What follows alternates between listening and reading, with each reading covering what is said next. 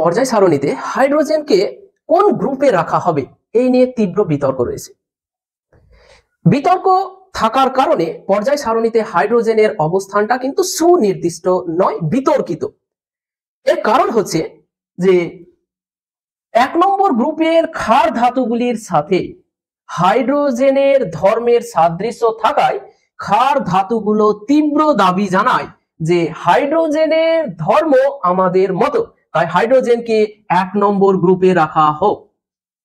আবার 17 নম্বর গ্রুপের হ্যালোজেন মৌলগুলোর সাথেও হাইড্রোজেনের ধর্মের সাদৃশ্য থাকায় হ্যালোজেন মৌলগুলোও কিন্তু তীব্র দাবি জানায় যে হাইড্রোজেনের ধর্ম আমাদের মতো, তাই হাইড্রোজেনকে 17 নম্বর গ্রুপেই রাখা হোক।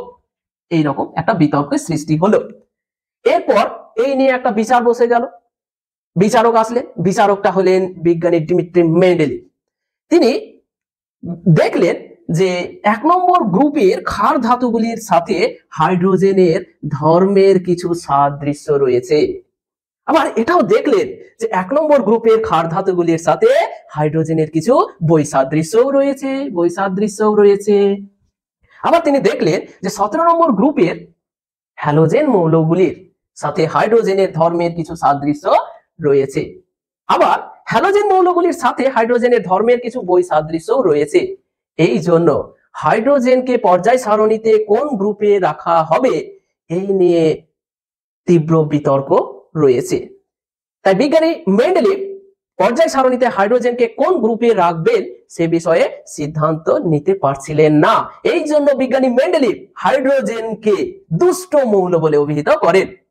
এরপরে আরো বিচার বিবেচনা করে দেখা যায় যে 1 নম্বর গ্রুপের ক্ষার ধাতুগুলির সর্বশেষ কক্ষপথে যেমন 1টি ইলেকট্রন থাকে, হাইড্রোজেনেরও কিন্তু সর্বশেষ কক্ষপথে 1টি মাত্রই ইলেকট্রন থাকে।